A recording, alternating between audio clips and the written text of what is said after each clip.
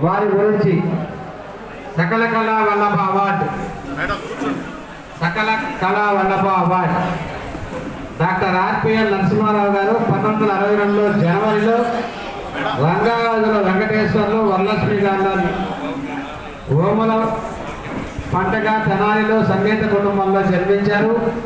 Postal డిపార్ట్మెంట్లో post మాస్టర్గా గుంటూరులో పనిచేసి 22 జనవరిలో రిటైర్ అయ్యారు. తపాలా శాఖ నిర్వహించే సాంస్కృతిక పోటీల్లో ఆల్ ఇండియా లెవెల్లో గుంటూరు పోస్టల్ డివిజన్కి అనేక ప్రథమ బహుమతులు తీసుకొచ్చారు.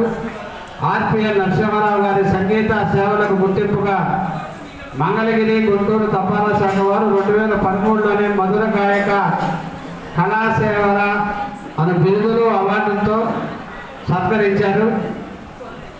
వీరి యొక్క ఆటోబయోగ్రఫీ త్వరలోనే రాబోయే సంవత్సరంలోపు వారికి మనం కూడా గుంటూరు జిల్లా బ్రాహ్మణ సేవా సంఘ సమాఖ్య తరపు నుంచి ఒక భారీ సభలో ఒక మంత్రి గారి దగ్గర ఒక మంచి అవార్డును కూడా ప్రకటిస్తామని తెలియజేసుకుంటూ వాళ్ళు అందించిన శాస్త్రీయ సంగీత సేవలకి ధన్యవాదాలు కృతజ్ఞతలు తెలియజేస్తూ నమస్కారం తెలుసుకుంటున్నాం. ఒక చిన్న మాట, నేను చిన్నప్పుడే నా సంగీతం మా అమ్మగారి దగ్గర నేర్చుకున్నాను. మా అమ్మగారు మునుకట్ల సదాశివ నేర్చుకున్నారు.